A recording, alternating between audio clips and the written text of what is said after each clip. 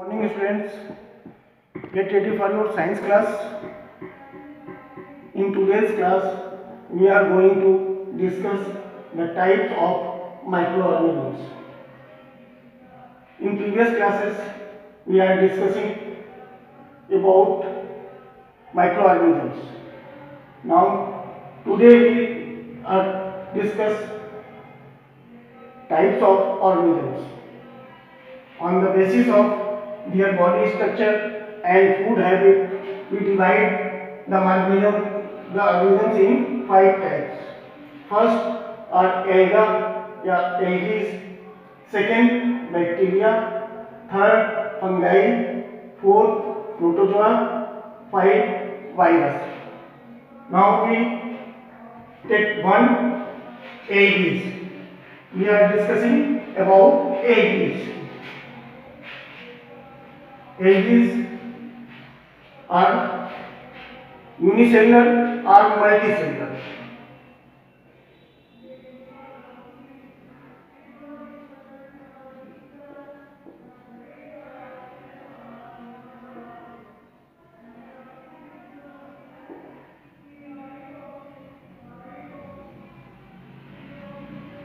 Algae are either unicellular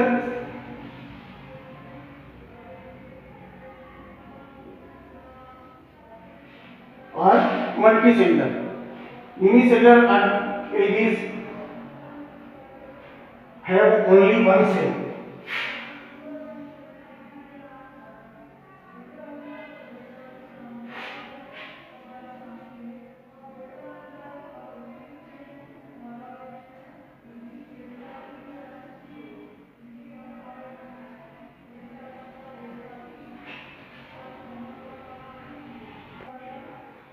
Unicellular algae are Chlamydomonas is a unicellular and Spirogyra is a multicellular.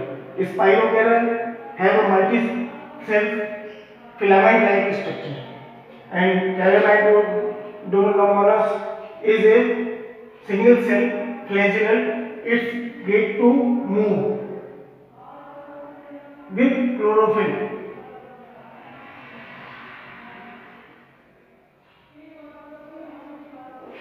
You both are have chlorophyll.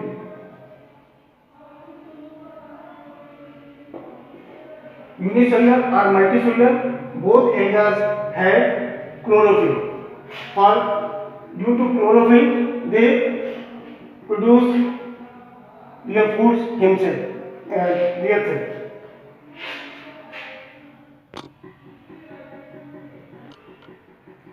Mostly algae have chlorophyll, some of them green and some of them brown or red.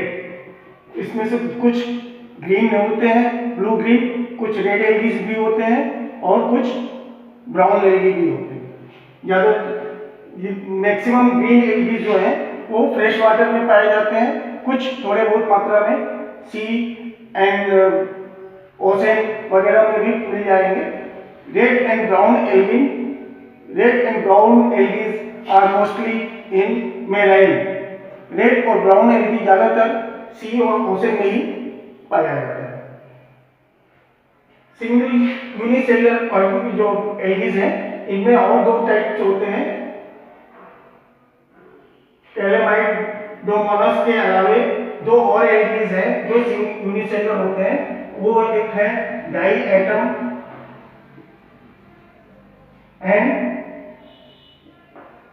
Volvox. Volvox जो है ये colony में रहता है. ये छोटे छोटे unicellular organisms हैं, वो एक कॉलोनी फॉर्म करके वो एक दूसरे से थ्रू सम सब्सटेंस ये एक दूसरे से अटैच रहते हैं. ये एक कॉलोनी बना के एक साथ रहते हैं और मूव करते रहते हैं. कभी इधर मूव करेंगे, इधर उधर, मैंने कई जगह मूवमेंट इनकी कंटिन्यू रहती है. कुछ एल्गीज ऐसे हैं जो किसी स्टेम या राउट से अटैच हो जाते हैं, कुछ एल्गीज ऐसे हैं जो ट्रीज के ऊपर में ग्रो करते हैं. डायएटम्स जो है ये यूनिसेलुलर है. डाई एटम्स ये भी यूनिसेलुलर है, लेकिन एक स्पेशल टाइप का ये एल्गीज है क्योंकि इसकी बनावट थोड़ी अलग होती है, देखने में अट्रैक्टिव होते हैं, लेकिन ये छोटे होते हैं और जब ये डेड होते हैं तो इनके जो सेल वॉल से जिससे ये बनते हैं ये सिलिका का होता है, सिलिका सेल वॉल। इनके जो सेल वॉल होते हैं वो सिलिका के बने होते हैं और ये जब ऑर्गेनिज्म डेड हो जाते हैं तो इनकी सिलिका जो है वो बेड यानी बॉटम ऑफ द सी या bottom of the pond collect होते हैं और एक ब्यूटीफुल पैटर्न के साथ में वो बढ़िया डिजाइन देते हैं, नीचे बनाते हैं। और इनके जो सिलिकास है वो बहुत ही इंपॉर्टेंट है, बहुत ही यूजफुल है। Now we discuss about use and disuse of LEDs.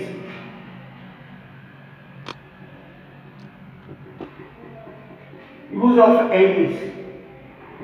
LEDs is gummy substance called Elgin obtained from the kelp is used to thicken ice cream, cosmetics and shaving creams.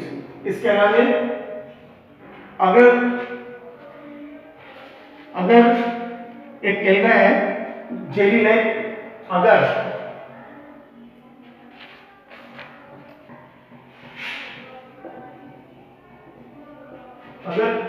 is a alga which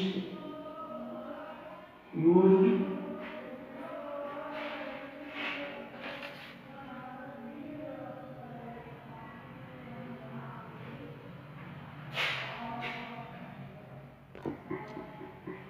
अगर is a alga which used in culture to grown in the laboratory। ये अगर जो है वो हमको laboratory के अंदर में स्टडी के लिए एल्गा के स्टडीज के लिए काफी हेल्प करता है और इसके थ्रू हम लेबोरेटरी में एल्गास को ग्रो करा सकते हैं। इसके अलावा कुछ डिमेरिट है। Some other important use of alga. Alga को हम एल्गी को हम यूज कर सकते हैं टूथपेस्ट बनाने में, शेविंग क्रीम बनाने में। इसके अलावा हम इसको यूज कर सकते हैं पोर्सलिन और ग्लास बनाने में भी इसका यूज होता है। Now disuse. एल्गा से हमें नुकसान क्या है? एल्गा से हमको नुकसान ये है कि इसमें जो जेली सब्सटेंसेस होता है वो कभी कभी वाटर बॉडीज के ऊपर में वो फैल के उसको वहां पे वो ग्रो करने लगते हैं, जिसकी वजह से वो एल्गा ब्लूम के रूप में माना हो जाता है, जिसकी वजह से ऑक्सीजन एंड लाइट वो नीचे surface under the water level वे नहीं पहुंच पाता, जिसकी वजह से नीचे ना प्लांट ग्रो कर पाते हैं ना कोई एनिमल उसको ग्रो कर पाता है, ड्यू टू ना सनलाइट वहां पहुंच पाती है और ना ही ऑक्सीजन को वो नीचे जाने देते हैं, जिसकी वजह